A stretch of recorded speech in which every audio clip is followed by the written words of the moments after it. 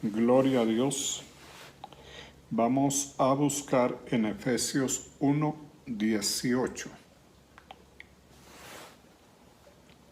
Alumbrando los ojos de vuestro entendimiento, para que sepáis cuál es la esperanza a que nos ha llamado y cuáles las riquezas de la gloria de su herencia en los santos. Señor, hoy te damos la gloria, la alabanza, la honra, exaltamos tu nombre, damos gloria y exaltación a tu nombre. Te pedimos que nos hables con tu palabra, en el nombre de Jesús.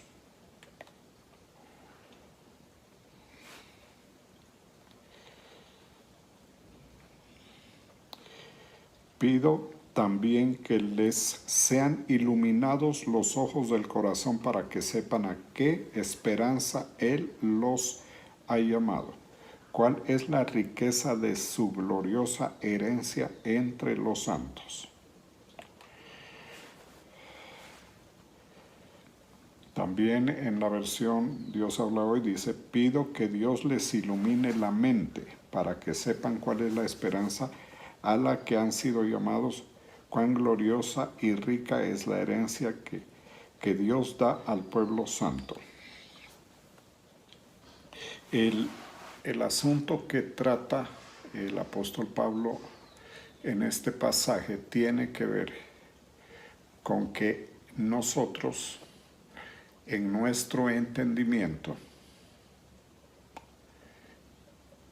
tengamos una imagen clara de qué es lo que Dios tiene preparado para nosotros, en qué consiste la esperanza, como dice, a que Él os ha llamado. Acá dice,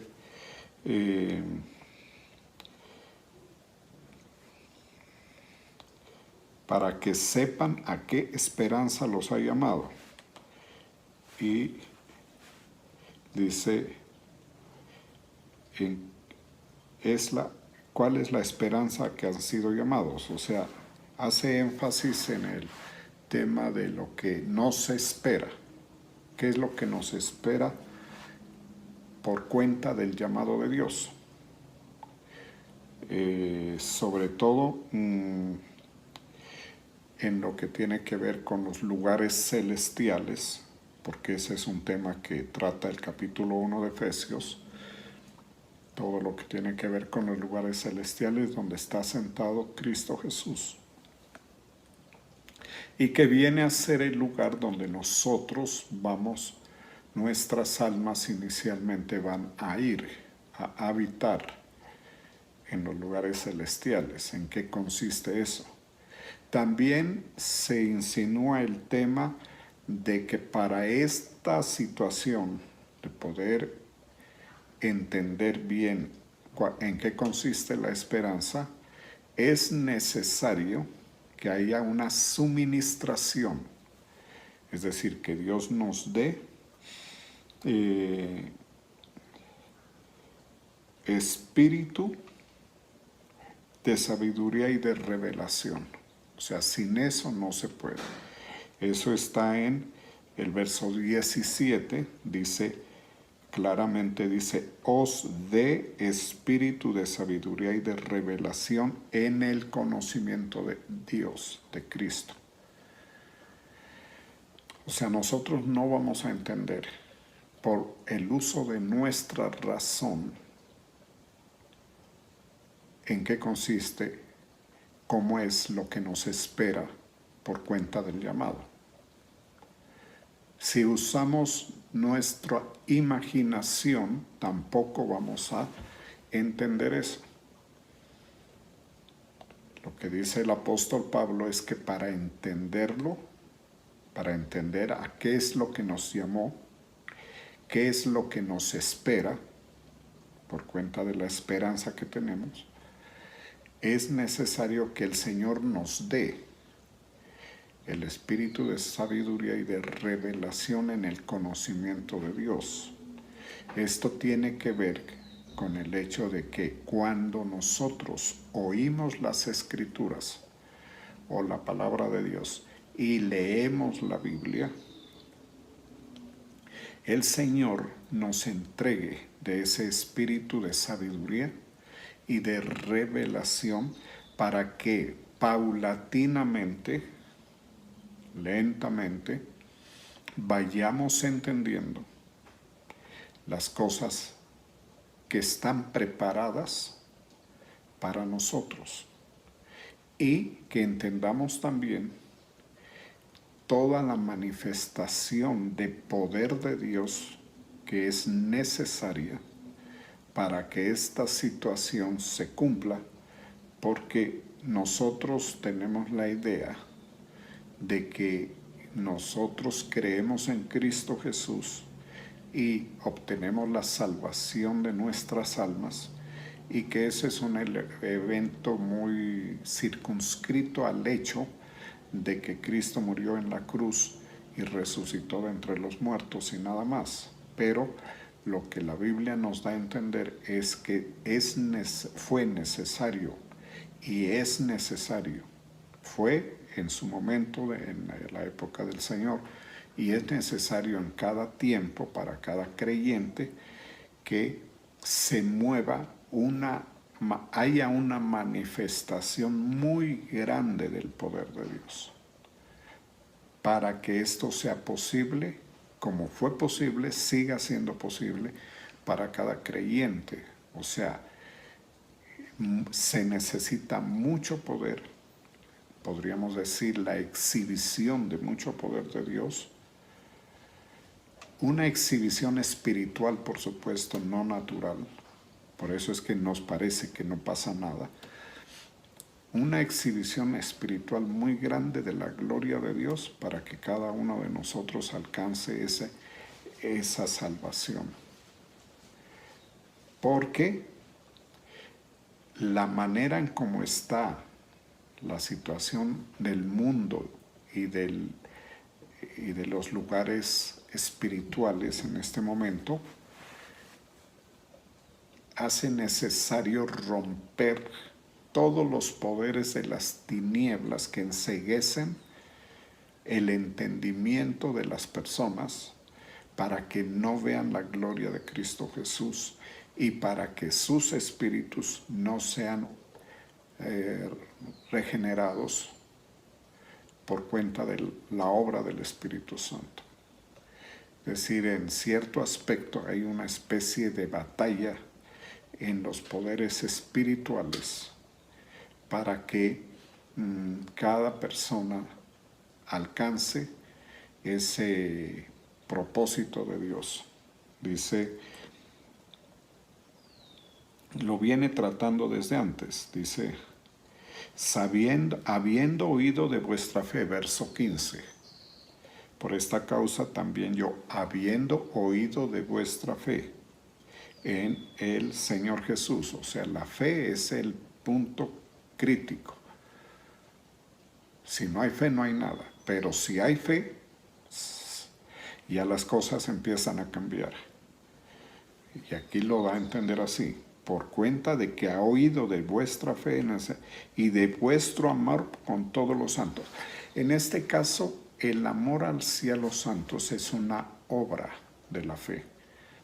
Mucha gente no se da cuenta de eso. Por eso es que son engañados. Piensan que la fe es simplemente decir yo creo en el Señor. Pero aquí Pablo claramente nos hace entender que hay dos elementos, la fe y el amor para con todos los santos. Esta parte es supremamente difícil.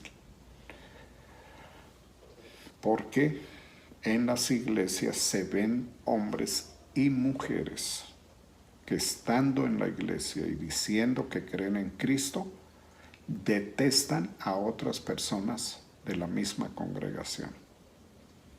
Y uso la palabra detestan porque yo la he escuchado. Y entonces la fe de esas personas queda desaprobada, o esas personas quedan desaprobadas en la fe. No se dan ni cuenta. puede decirse, ni siquiera han empezado y ya están desaprobados. Nada de lo que hagan les va a servir. Hay que ponerle atención a ese punto. Porque la gente no se da cuenta cuando, en este caso muy notorio, la gente no se da cuenta que es una situación que no la sospechan, es una prueba que ni siquiera se percatan. Por eso aquí el apóstol Pablo dice, por esta causa, habiendo oído de vuestra fe, primer punto, sí se oyó de la fe, muy bien, excelente, y de vuestro amor, ahí está el problema. Que no haya, debe haber afecto fraternal de unos por otros. Y esto no es para una persona en particular, esto es en general para todos. A todos nos compete. Y es de orden estrictamente personal. Es una revisión, un examen que cada persona debe hacer. Que haya un afecto personal, vuestro amor para con todos. Porque hay unos que a unos sí y a otros no. Si una persona tiene fe y no tiene amor, no tiene nada. Primera de Corintios 13. Entonces, lo que entendemos de acuerdo a esta palabra y a esta revelación es que muchos están desaprobados en su fe desde el inicio. Porque van a la iglesia y miran mal a algunas personas, por eso y con todos. Y si ya permanece en la iglesia, esto debe ser de afecto fraternal y todo lo que se deriva de por ahí.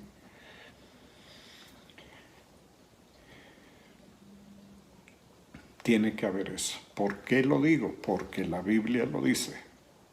Yo no me puedo escapar a lo que dice la Biblia para predicar. Dice, no de ceso de dar gracias por vosotros. ¿Por qué da gracias? Porque Él sabe que estas personas de Éfeso están creyendo y amando. Y para Pablo, estos son requisitos fundamentales. Y si ya él sabe que hay amor y afecto fraternal, la gente está en el punto donde debe recibir muchas más bendiciones de parte del Señor, bendiciones espirituales. O sea, no se puede esperar que el Señor dé espíritu de sabiduría y de revelación si no hay fe y no hay amor. No se puede esperar de que el Señor dé estos espíritus de sabiduría y de revelación si hay fe, pero no hay amor. Lo que Pablo está explicando es eso, que por esta causa, ¿cuál es la causa a la que se refiere? Se refiere a que él ha oído de la fe y del amor.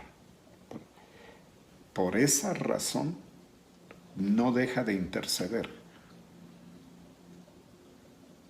al Señor Jesucristo, al Padre de Gloria, para que el Señor Jesucristo y el Padre de Gloria les dé. Una vez que se enteró que hay estos dos elementos, dice, puedo pedir que el Señor les dé estos espíritus. Esa es una conclusión a la cual llegamos fácilmente, cualquier lector. O sea que si no oye de que hay fe y hay amor, pues todavía no se puede pedir, se podría decir. Que les dé espíritu de sabiduría y revelación, porque ¿para qué? Si son personas que no están en nada prácticamente. Por eso dice, si no tengo amor, nada soy. Primera de Corintios 13, de nuevo. Entonces hay que tener cuidado porque por lo que yo he visto en la práctica de la iglesia, he oído también tengo conocimiento de personas que no se dan ni cuenta y están desaprobados y pueden decir, es que a mí el Señor no me ha aprobado todavía. No está enterado, pero ya te está probando. Y ya ha sido desaprobado. Si una persona no practica el amor fraternal para con todos los santos, ya está grave. Ya no hay que pedir espíritu y de sabiduría y revelación en el conocimiento de Dios, porque eso no va a ser posible. Porque este espíritu de sabiduría y de revelación el Señor lo da a los que tienen estas características.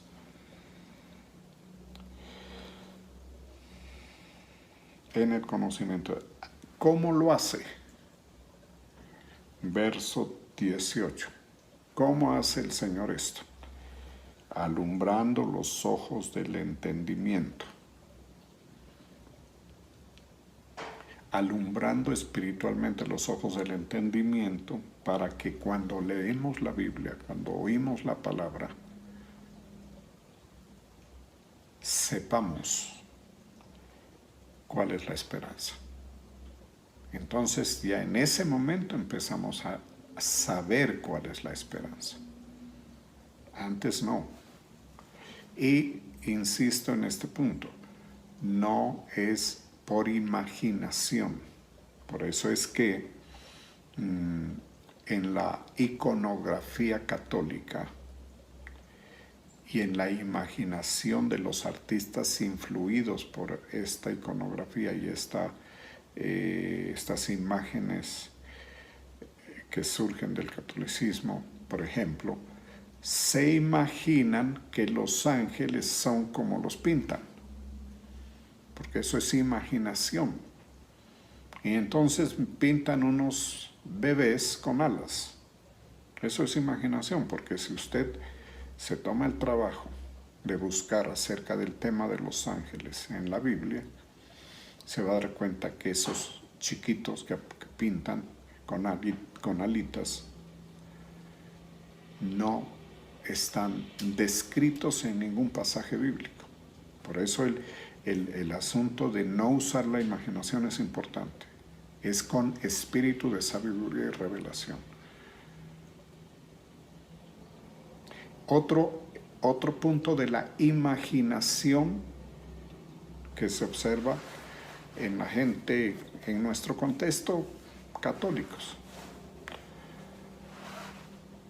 Y es que los ángeles tienen rostros asexuados y tienen rostros más femeninos que masculinos.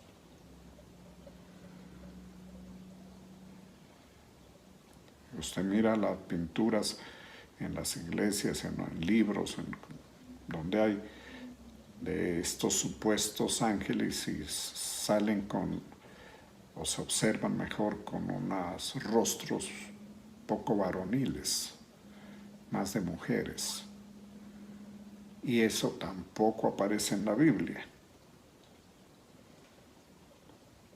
De hecho, los ángeles que se describen son pocos. Más se habla de los arcángeles.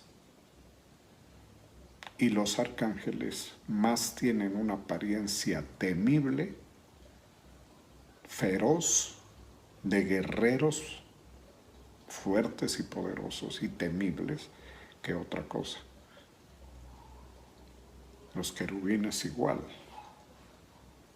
Son seres que no se acompañan a las imágenes que vemos aquí en la tierra, porque no son terrenales, ellos no son de la tierra. Estos seres, por ejemplo los ángeles, no son terrenales, nosotros nacimos en la tierra y también nacimos del Espíritu.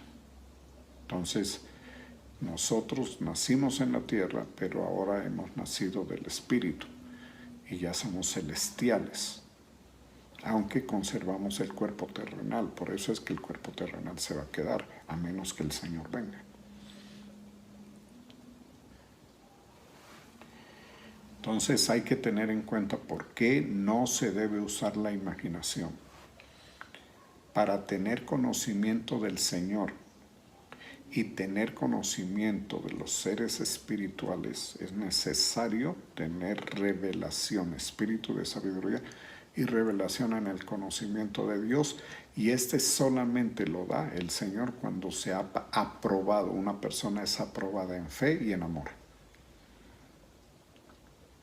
como lo está explicando el apóstol Pablo. Entonces viene el tema de que el Señor alumbra el entendimiento,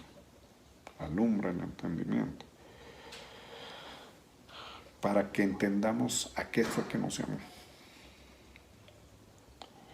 ¿Y cuáles son las riquezas de la gloria de su herencia? ¿Y cuáles son las riquezas que nos esperan? Las riquezas de Dios que nos esperan, por eso son de la gloria de su herencia en los santos, o sea, celestiales, preparadas para los santos. Porque dice, ¿cuáles? Vamos a leerlo, el 18 en la versión internacional. Dice, pido también que les sean iluminados los ojos para que sepan cuál es la riqueza de su gloriosa herencia. Las riquezas de la gloriosa herencia entre los santos. O sea, es como lo que nos espera en Cristo. Porque nosotros somos participantes de todas las riquezas de Dios por medio de Cristo. Cristo participa de esas riquezas, las posee y las participa a los santos. Por eso es que hay que tener este espíritu para entender que por más riquezas y esplendores que nosotros supuestamente alcanzáramos de tipo material, no son comparables con las riquezas espirituales que comienzan con la sabiduría y el conocimiento, como lo describe Pablo, y que se extienden a riquezas celestiales que están en los lugares celestiales, donde habita Cristo sentado a la diestra de Dios. O sea que si nosotros entendemos esto, vamos a entender que en el cielo hay un esplendor en riquezas. Por eso describe lugares con oro, que es el máximo de riqueza, lo que más vale. Piedras preciosas, y esas descripciones son materiales, no son imaginaciones ni son intangibles. Por eso, en cierto aspecto, nosotros en esta época del siglo XXI podemos hablar, de acuerdo a lo que tenemos de información, que es como un planeta, es un lugar material. De hecho, la Biblia describe otra tierra nueva que es de materia, pero no es esta. Pero ese es al final de los tiempos.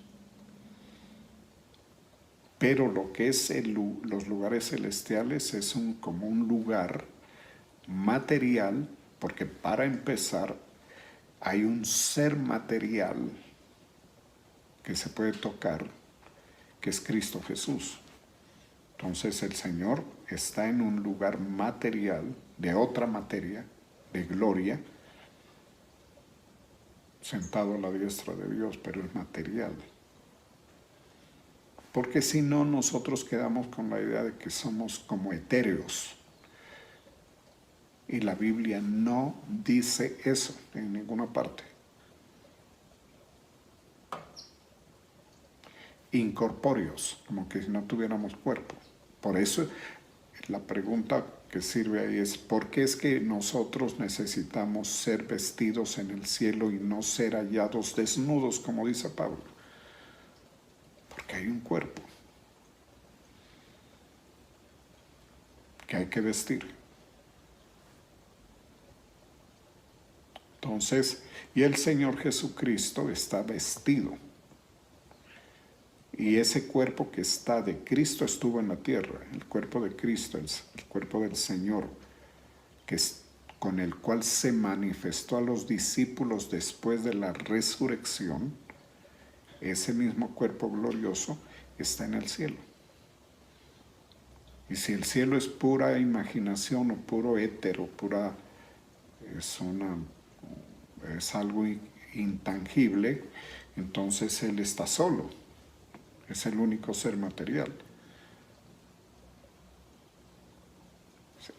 Lo que sí hay que entender es que son cuerpos de otra naturaleza, que en la Biblia les llama cuerpos de gloria. De gloria porque reflejan una condición extraordinariamente buena que no conocemos en la tierra. Porque este cuerpo de la tierra es cuerpo que se envejece, que se desgasta, que deja de vivir. Es cuerpo de humillación, lo llaman. Entonces el cuerpo de gloria es un cuerpo que no humilla a nadie. Entonces dice que nos alumbre el entendimiento, para que entendamos la esperanza a la que nos ha llamado, la cual es, ¿cuál es la riqueza de su gloriosa herencia entre los santos? Es decir, ¿qué tamaño tiene la riqueza que tiene el Señor Jesús para todos sus santos? O sea, cuando hablamos de riqueza, ninguna de las riquezas de este mundo es comparable con las riquezas del cielo. Y de eso vamos a ser participantes por medio de Jesucristo. O sea que los que niegan a Cristo, por ejemplo, aquí en la tierra, ya vemos la lamentable condición en que se encuentran y de lo que se están perdiendo. Y lo chistoso es que mucha de esa gente que niega a Cristo son avariciosos, quieren ser ricos, quieren enriquecerse a como de lugar. Y no se dan cuenta que con su negativa al Señor, a creer en el Señor, a arrepentirse y a seguirlo, están despreciando las riquezas eternas. Porque cada uno de los creyentes tiene derecho a esa herencia de gloria, de riquezas de gloria, que se van a manifestar en todo. Como yo no estoy por imaginación, sino por revelación, no puedo meter mi imaginación. Yo no quiero decir lo que me imagino. Lo que estoy haciendo es tratando de que la revelación que me da en este momento el Señor nos haga entender un poco más.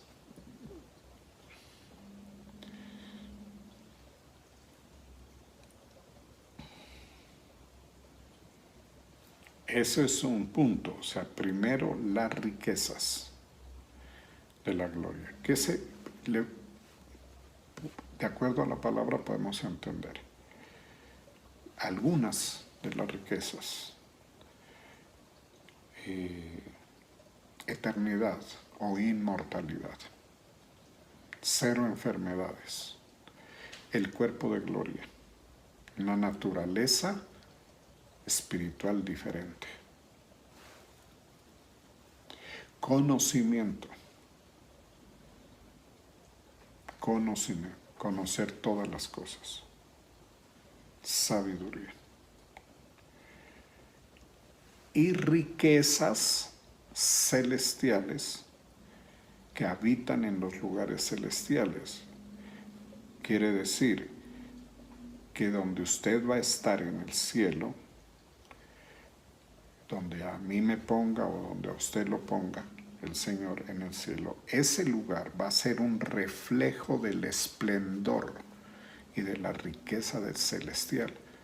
Si usted allá va a vivir entre lo mejor de lo mejor del cielo, por cuenta de Cristo Jesús. Es una herencia que reparte el Señor a todos sus seguidores.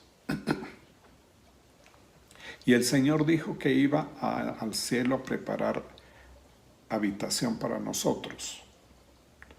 Esas habitaciones no tienen ningún parecido a las habitaciones terrenales, entendiendo que aquí en la tierra hay lugares muy bonitos y hay casas muy bonitas y hay lugares de habitación para los hombres extraordinarios, así como hay miserables,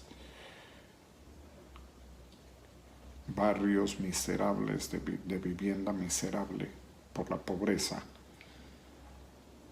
porque los hay, lo sabemos.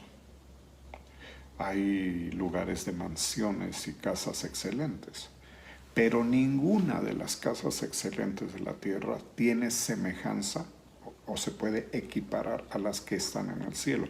O sea que a usted en el cielo el Señor le está preparando una mansión. Por eso muchos traducen este pasaje de Juan 14, creo, como mansiones. O sea, unas casas del más alto nivel. Que no va a llegar allá a una casa como las que conocemos aquí en la tierra, ni siquiera como las mansiones de la tierra, mejores.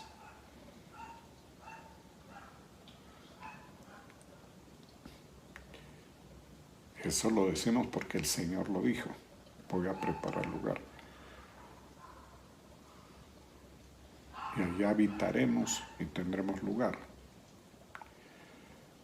Eso en el plano de la habitación celestial, pero también porque la Jerusalén celestial tiene calles, tiene ríos, tiene casas.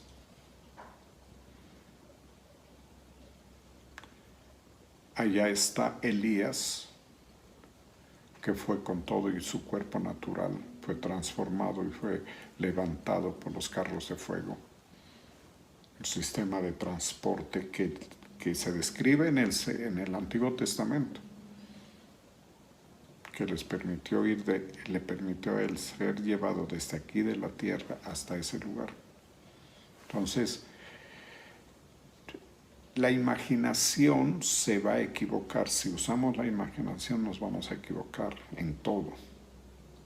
Porque la imaginación usa exclusivamente como base de la imaginación está lo que se mira en la tierra. O sea, lo que una persona mira, conforme a lo que mira, podría imaginar si tiene que hacerlo. Pero la Biblia nos da información por el espíritu de sabiduría y conocimiento del Señor, de revelación, de cosas que nosotros no hemos visto ni que vamos a ver aquí en la tierra nunca. Y entonces lo que Pablo dice es que con ese espíritu de sabiduría y revelación nosotros, que ya estamos cumpliendo con la fe y el amor fraternal, tengamos acceso a esa revelación y entendamos bien, tengamos el privilegio de tener más conocimiento del Señor.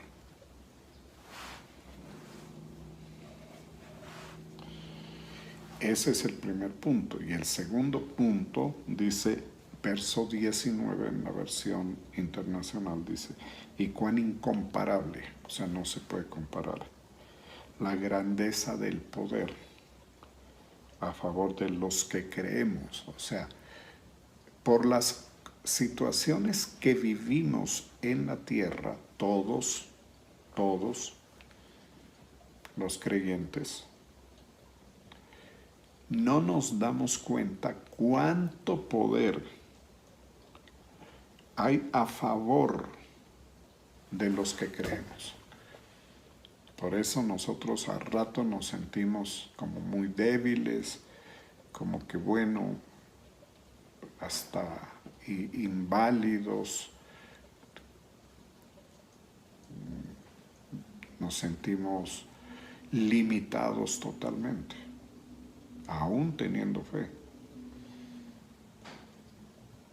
Porque nuestra percepción natural nos hace percibir así.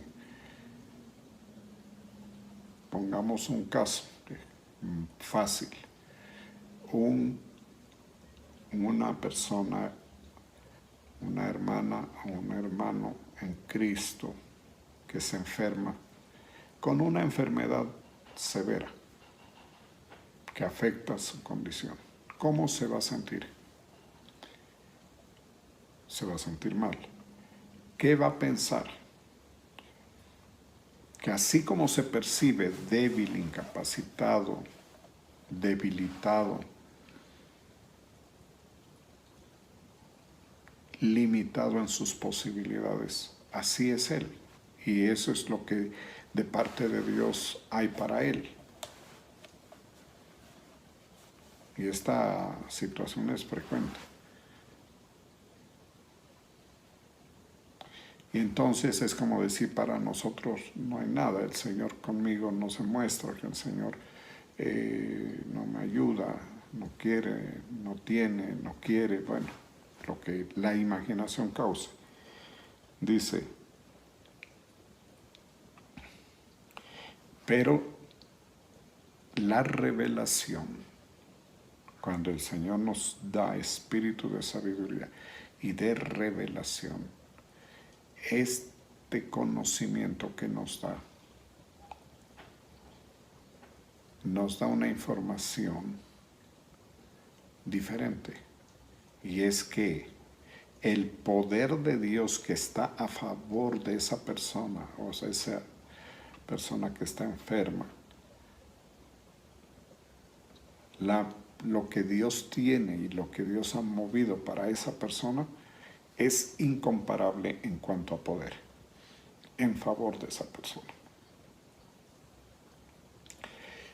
¿Por qué? Porque sucede que mientras estamos en el cuerpo natural, que se va desgastando, el hombre exterior se va desgastando, este cuerpo exterior altera la percepción de todo de una forma tan grande que nos hace creer que las limitaciones y situaciones naturales son la única posibilidad o experiencia para nosotros. Entonces oculta esa percepción natural, oculta totalmente la percepción espiritual de uno mismo. Por eso es que en algunas revelaciones, a través de visiones de Dios, cuando las personas las tienen, lo que perciben de cualquier individuo creyente es totalmente diferente. Por el cuerpo exterior se puede ver débil, de pronto enfermo, viejo, debilitado, pero interiormente ven una persona gigante, poderoso, fuerte, vigoroso. Acá en Lamentaciones, en la visión espiritual, feliz. Pero para eso se necesita que haya revelación concedida por el Señor, no en ningún momento por imaginación. Dice, y cuán incomparable es la grandeza de su poder a favor de los que creemos. No se puede comparar. Ese poder es la fuerza grandiosa y eficaz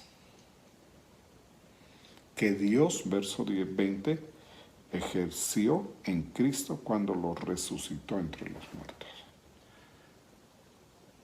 O sea, lo que nos está diciendo es que para la resurrección fue necesaria la exhibición y el uso de tanto poder de Dios para que ese cuerpo masacrado, destruido, averiado por las lesiones causadas, incompatible para ser habitación de alma y espíritu, recupere su bienestar y pueda ser habitación para el alma y el espíritu del Señor. Y no solamente eso, sino que ese cuerpo se ha transformado por el poder de Dios en su condición de lo natural, como cuerpo de humillación, a lo espiritual como cuerpo de gloria. Por eso es que la Biblia nos narra, y ahí uno se da cuenta que no hay imaginación. Los apóstoles que escribieron los evangelios no se imaginan, ellos simplemente dan testimonio. Por eso era que el Señor atravesaba paredes y se presentaba. Puede decir alguien, pero eso no es nada, hágalo.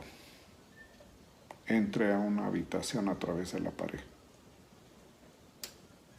Y si usted lo logra, pues entonces sí, dígame, eso no es nada.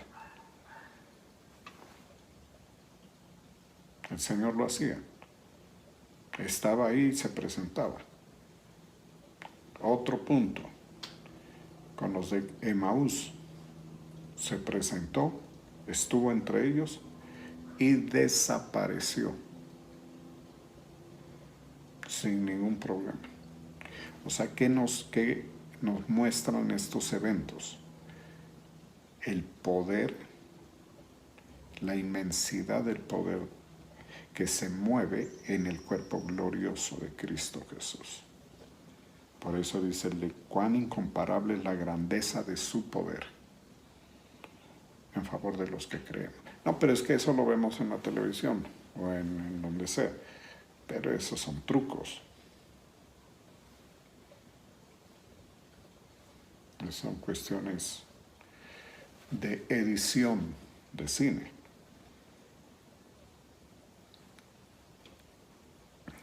Otro asunto es que el cuerpo puede hacer eso. Nuestro cuerpo natural, el actual, no puede hacer nada de eso. No, pero que hay gente que hace levitar, pero ayudado por los diablos, demonios que lo cargan. Entonces se ve flotando, se ve levitando. Una persona lo ponen a flotar en el aire, en el cielo raso, junto al cielo raso de una habitación, por ejemplo. Pero es porque hay espíritus demoníacos que lo están sosteniendo, que lo pueden hacer. Pero los espíritus, ¿cómo pueden hacer? De la misma manera que los demonios golpearon, le dieron fuerza a los hijos de Exeba, al endemoniado, para que le diera una paliza a los 7 hijos de Exeba. Entonces no hay que confundirse. La resurrección del Señor y la manifestación en su cuerpo glorioso y finalmente la ascensión son manifestaciones muy grandes, incomparables de poder de Dios. Y lo tremendo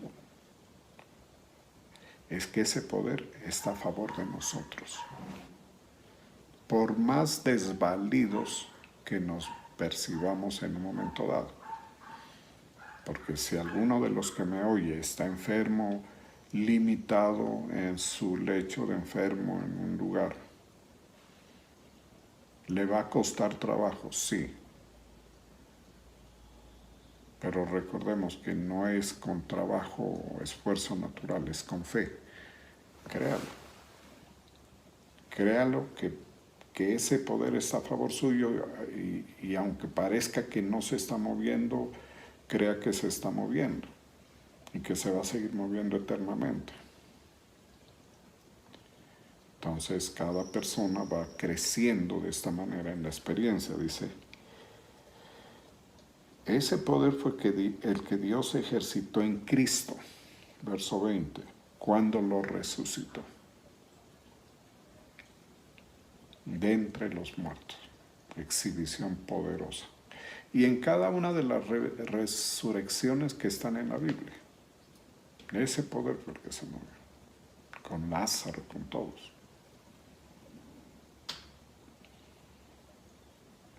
Y lo sentó a su derecha en las regiones celestiales.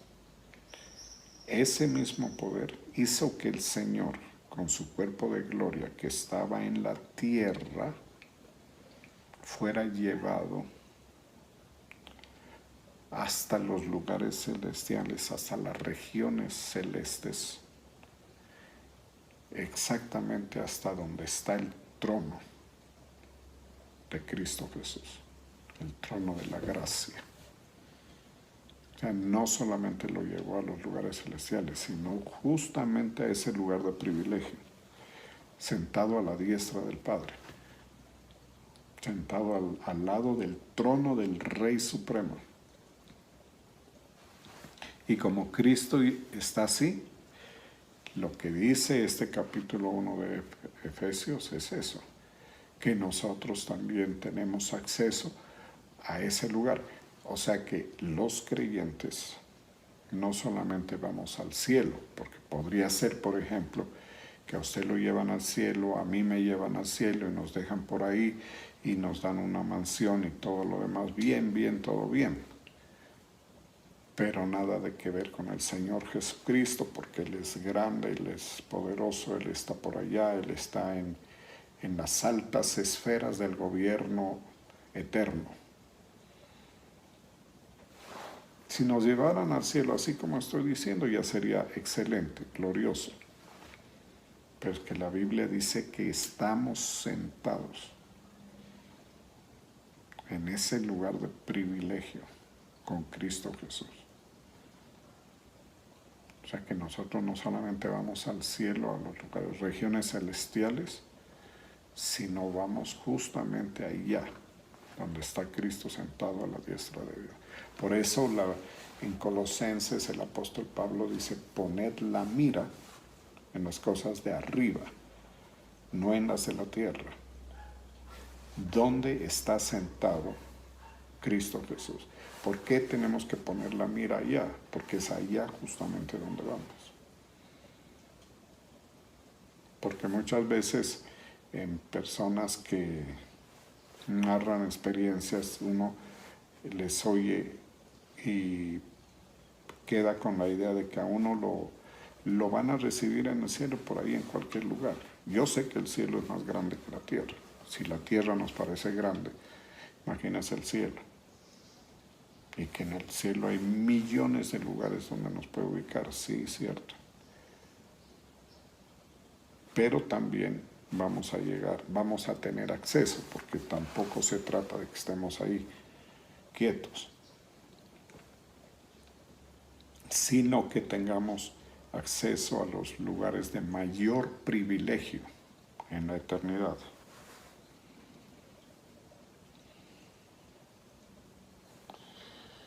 Y finalmente dice en verso 21 dice, muy por encima de todo gobierno y autoridad, poder y dominio. O sea, que ese poder se mueve a favor de nosotros por encima de todos los poderes, de todos los gobiernos, autoridades, poderes y dominios, de cualquier otro nombre que se invoque, espiritual o natural. No solo en este mundo natural, paréntesis natural, sino también en el venidero espiritual. Por eso es que se necesita tanto poder, porque si no fuera así,